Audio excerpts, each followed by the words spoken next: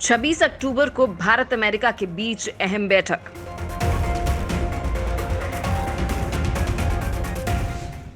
2+2 बैठक में चीन को घेरने का बनेगा मेगा प्लान।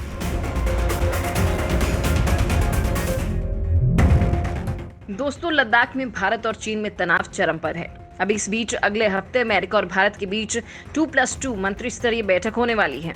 ये बैठक भारत और अमेरिका के बीच तीसरी बार हो रही है। इस बैठक में भारत और अमेरिका के बीच कई अहम सैन्य समझौतों पर हस्ताक्षर किए जा सकते हैं। दोनों देश संस्थागत इंटेलिजेंस शेयरिंग एग्रीमेंट पर समझौता कर सकते हैं और तीनों सेनाओं के अभ्यास को मानव रहित, अंतरिक्ष और पानी के भीतर जैसे विभिन्न आयामों तक पहुंचा सकते हैं।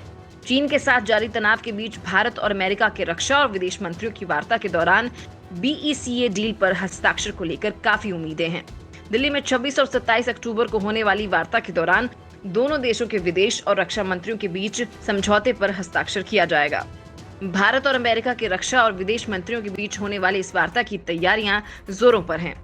अमेरिकी राष्ट्रपति चुनाव से एक हफ्ते पहले होने वाली इस वार्ता का दायरा सीमित होगा।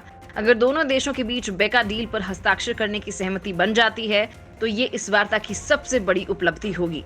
दोनों तरफ से बातचीत के प्रारूप को अगले 2 दिनों के भीतर अंतिम रूप दिए जाने के आसार हैं। ये भारत और अमेरिका के बीच तीसरा समझौता होगा।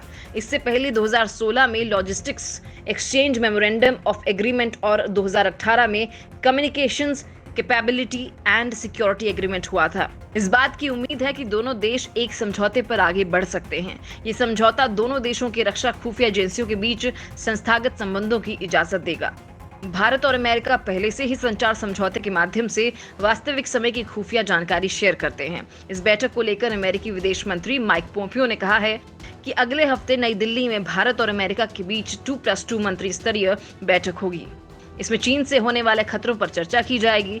पोम्पियो ने कहा कि उन्हें यकीन है कि बैठक में इस बात पर चर्चा होगी कि चीनी कम्युनिस्ट पार्टी द्वारा फैलाए जा रहे खतरों से निपटने के लिए हम मिलकर कैसे काम कर सकते हैं। पोम्पियो ने कहा कि वो विशेष रूप से उस बैठक का इंतजार कर रहे हैं जिसमें वे और रक्षा सचिव माइक ओस्लो, विदेश मंत्री S जयशंकर और रक्षा मंत्री राजनाथ सिंह के साथ बैठक करेंगे। कोरोना महामारी की वजह से दोनों देशों के बीच हर साल होने वाली 2+2 बैठक में देरी पर उन्होंने कहा कि मुझे खुशी है कि हम उनसे मिलने जा रहे हैं। बेका डील से क्या होगा भारत का फायदा? बेका डील के वजूद में आने के साथ ही दोनों देश जियोस्पाटियल यानी भूस्थानिक सूचनाएं और खुफिया जानकारियां साझा कर सकेंगे और इसका इस्तेमाल रक्षा संबंधी जरूरतों के लिए किया जा सकेगा। साधारण शब्दों में कहा जाए तो इस समझौते के बाद मिली सूचना के आधार पर भारत के दुश्मनों पर फायर किए गए मिसाइल ज्यादा सटीक और लक्ष्य भेदी हो सकेंगे। दरअसल जियोस्पाटियल वैसी सूचनाएं हैं जिनका पृथ्वी के एक निश्चित भूभाग से ताल्लुक है। अमेरिकी सैटेलाइट और उसके आधुनिक उपकरण ये पता लगाने में सक्षम हैं कि दुनिया के किसी भी भूभाग पर क्या गतिविधियां हो रही हैं। भारत भी इसरो की मदद से ये तकनीक विकसित कर रहा है। जियोस्पाटियल डाटा के जरिए किसी निश्चित भूभाग में एक खास समय में आए परिवर्तन का पता लगाया जा सकता है। सामरिक महत्व की बात करें तो इस डाटा का विश्लेषण के जरिए किसी स्थान पर सैन्य जमावड़ा, हथियारों की तैनाती, भूभाग में बड़े बदलाव का पता लगाया जा सकता है। दरअसल भारत अमेरिका के साथ इस डील पर उस वक्त हस्ताक्षर कर रहा है जब चीन के साथ हमारे संबंध तनाव के उच्च स्तर पर हैं। एक बार इस डील पर हस्ताक्षर हो जाने के बाद भारत को सीमा पर चीन की सारी सैन्य गतिविधियों की जानकारी मिल सकेगी। इससे जुड़े आंकड़े और तस्वीरें भारतीय चीन डोकलाम हो या लद्दाख के पार अपनी सीमा में किसी भी प्रकार का बड़ा मूवमेंट करता है तो भारत इससे अपडेट हो सकेगा। इस डाटा के जरिए भारत अपने आसपास दुश्मन के किसी भी संभावित सैन्य तैयारियों का पता लगा सकता है और जरूरत पड़ने पर उसे नष्ट भी कर सकता है। इसलिए हमने ऊपर कहा है कि इस डील के ऑपरेशन होने के बाद भारत के मिसाइल युद्ध जैसी स्थिति में और ज्यादा सटीक और मारक और लक्ष्य भेदी हो सकते हैं। 15 साल में करीब $20 बिलियन की रक्षा खरीद। चीन के साथ तनाव के बीच अमेरिका और भारत के बीच में संबंध पहले से बेहतर हुए हैं। इसके पीछे की एक बड़ी वजह यह भी है कि इस इलाके में अमेरिका का कोई विश्वास पात्र दोस्त नहीं था। दोनों देश रक्षा और सुरक्षा के क्षेत्र में भी घनिष्ठता के साथ काम कर रहे हैं।